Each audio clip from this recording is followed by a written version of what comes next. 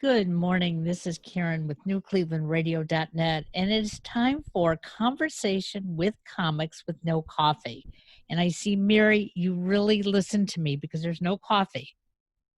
No coffee. No No. I coffee. I actually broke my coffee pot the other day. I don't have a dishwasher, so I was cleaning it up by hand, and then I went to set it on top of a stack of other clean dishes, and it fell off and shattered. So no coffee for me. Well, now we know what you need for Christmas. Right. So this is a big weekend for you. And I'm really excited. I posted something earlier today that um, I sort of met you through a mutual friend of ours, Morgan Malone. And she hmm said to me one day, "Do you know who Mary Santora is?" And I said, "Well, I've seen her at Hilarities, but I really don't know her." And then I started stalking you. And I have really fallen in love with you for lots of reasons. Number one, you make me laugh. Number two, um, you've had a difficult life, but you make it so that those of us who hear about it in comedy form can relate and say, you know what? If Mary can make it, I can make it.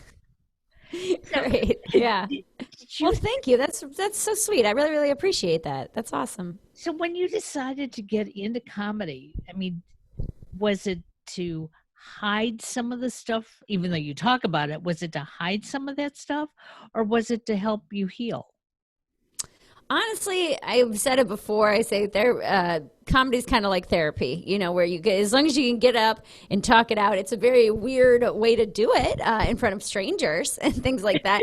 But I've always, they say laughter is the best medicine, and I hate how cliche that is. But honestly, once I think that when you have difficult situations or things that are hurtful or dark or whatever in your past, I think being able to poke fun at it and find maybe a funny different angle kind of disarms it a little bit.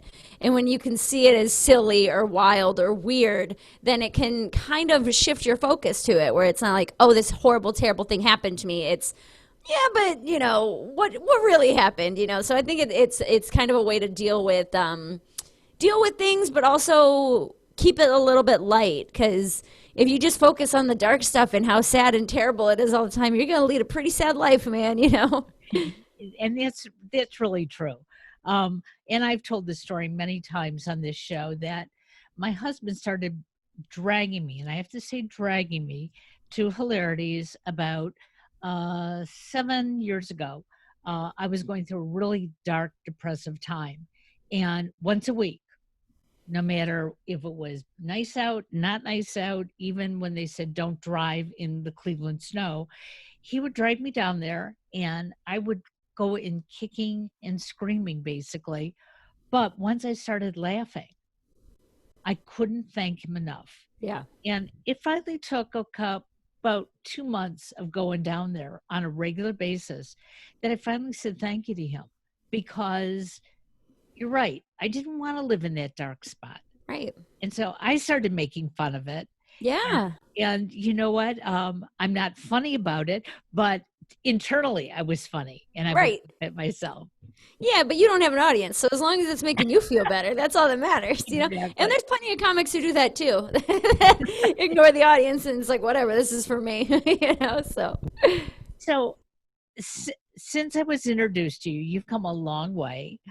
You are now one of the co-hosts of the Ellen Cox Show. yeah. I'm a co-host on the Ellen Cox Show, which is afternoons from 2 to 6:30 on WMMS. Yeah, so it's wonderful. I couldn't be happier about that job. The guys are great, Alan and Bill and Cody. It's just such a fun show and a very creative environment. So when things like, I don't know, a global pandemic hits and you don't have stand up anymore, it's a pretty cool thing to have, to do every day, to go into the station and be funny with people you like and trust and respect. So I can't complain at all. Yeah.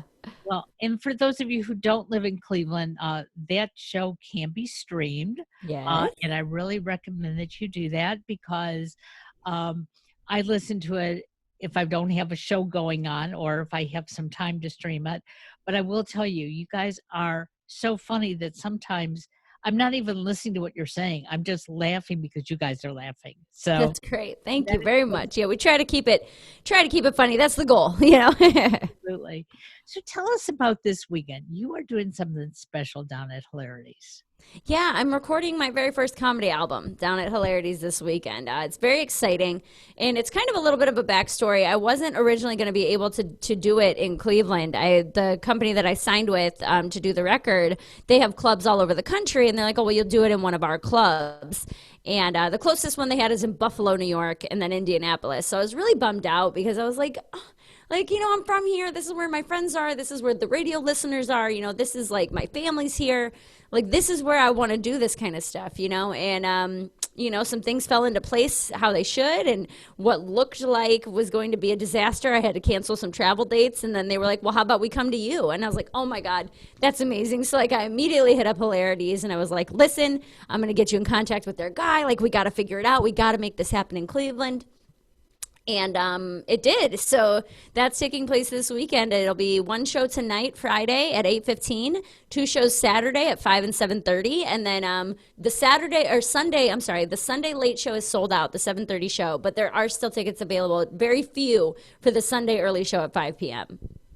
And I'm hoping people are hearing about these earlier times at Hilarities because of the pandemic, because of, the governor being, I think, enlightening and saying, hey, we got to be home more than we are out on the streets. So some of those times have changed, but you can always call down to the box office to double check. And to hear you do a recording, in your first recording, that's monumental. Yes, I'm very, very excited about it. The Sunday was going to be the only day that we did originally, so the times were 6 and 8:30. But like you said, the governor changed it to that 10 p.m. curfew, so we moved them up an hour. So if you do happen to have tickets for Sunday, just make sure you double check the time on hilarities.com. But yeah, this is a big deal. It's been. As of February of 2021, I'll be doing comedy for 9 years. So I haven't put out anything yet. I think I have like one or two videos on YouTube. Like, I'm not someone who is open to sharing a lot of my material because I feel like it's always in the works. Like, I can always make a joke better, so I get nervous, and then I don't want to put it out there. And then, it's one of those things where it's like, it's time. It's been enough time, and, you got to get something out there. And the record label approached me, and they were like, we want to do this with you. So it all just kind of fell into place. So that is wonderful. So I've been wondering about this, and especially today as I was preparing. You talk a lot about your family, okay? And sometimes family gets their nose gets out of joint because you're saying things that aren't exactly the way that they saw them. So how does your family feel when you get out on stage and you just start talking about them? So that's actually going to be a big part of this album recording. Is the first probably first 10 or 15 minutes is about my family. And it's one of those things where it's like we have always had such a good sense of humor among us, where there was always jabbing, there was always sarcasm, there was always that kind of a thing. But at the end of the day, we love each other, And I do definitely chalk up my sense of humor to the environment I was raised in, where, sometimes things aren't always great, where the situation you're in isn't ideal. And like I said earlier, it's like you can, you can either laugh about it or you can let it destroy you. Those are like your two options. You can get over it or you can dwell in it. And so when my family hears some of the jokes I say, now, I do try to make them almost 100% true. So when I'm saying about my family, I might stretch a truth a little bit just for comedic effect, but 99% of it is true. And I always say that I'm like, if you tell the truth, people can't get mad at you. They might not like it so much, but if it's what happened, you can't really be mad. You know what I mean? I'm just recounting a story. But it is, they all have very good spirits about it. And they're like, hey, if it's for the show, we get it, whatever, just do it in a lighthearted manner, I get it. It's funny that, and the reason I asked you yesterday, my son was down at work. He works for the Cleveland Indians, and he was in the team shop, and he saw something that he thought I would like. And so he took a couple pictures, he sent it to me, and he said, out of these, which one would you like? And without thinking about it, I picked out probably the most expensive thing that he was showing me. And When I sent it to him, he said to somebody else, "Yeah, I can't buy this for my mother. She would kill me." And he's absolutely right when he told me how much Oh. it was. And they said, "Well, why?" And they said, if you want, it's your money." And he kept saying, "You don't understand my mom. She'll go find something very similar at about a fraction of the cost. So she won't." Right. So this person, and he repeats it to me, "Oh, what a terrible mom you have, because she won't let you buy her something nice." And we laughed about it, but part of me felt terrible about it because he's telling this person what a cheap ass I am, which is the truth. But I don't want people to know about that. So Right. I was thinking about your family, thinking, well, yeah, you are telling the truth and they know it, but sometimes the truth, hurts. But they know it's all in fun.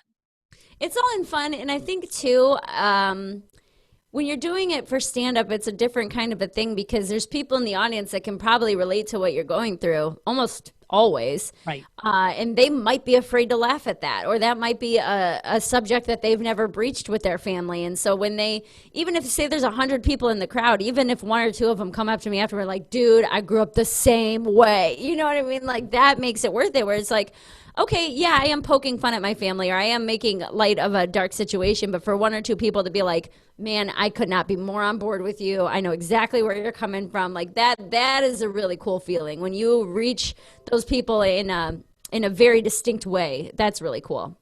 So the last time I saw you on stage, you talked about your love life. Mm-hmm. Is it still going well? Yeah, I'm actually in a new relationship. Well, we've been together almost 6 months, which is pretty awesome. I was single for 3 years, just about, maybe 3.5. So, I was doing the dating thing, and man, Cleveland is a lot smaller than you think it is. When you get into the dating scene, you're like, damn, everybody dates everybody, huh? But so yeah, I actually, it's a funny story. We met through a mutual friend, and we dated for about a month last year. And then I got very busy on the road with stand up, where I was like, I was going to be gone in 4 months.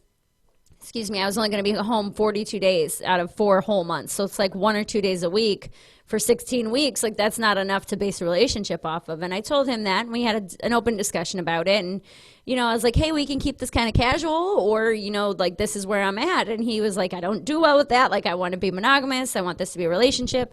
So we kind of put it on the back burner. And then he would send me texts and check up every now and then throughout the year. And then back in like June of this year, he was like, hey, I've been thinking about you. Like, do you want to try again? Yada, yada, yada. And, we were texting a little bit, and then I invited him to see a double feature at the drive-in of Jaws and Jurassic Park. Oh. And, yeah, we've been together since then. So it's been really great. He's the That's sweetest wonderful. guy. He's super caring. So, yeah. Well, we're glad that things are going well in your life, they're getting Yeah. better each day, and it's because you take that step each day to make it better. Yeah. Thank you. Absolutely. So again, you have 2 shows tonight, One show tonight. 1 show tonight. One show tonight, Friday at 8:15. Two shows Saturday, 5 and 7:30. And then the 7:30 Sunday show is sold out, but there are tickets left for the 5 p.m. show on Sunday. And that's at Hilarity's 4th Street Comedy Club. And Mm-hmm. everybody will get down there. And then once this, album is out there, CD, whatever it's called today, Mm-hmm. electronic media, we want Right. everybody to buy it Yes. because we want to see you just keep growing and growing and remembering your roots here in Cleveland. So Thank you very much. Yes, I thank- appreciate that. thanks, Mary. We always appreciate having you on. The best of luck, okay? Thanks, Karen. Take care. Bye-bye. Bye.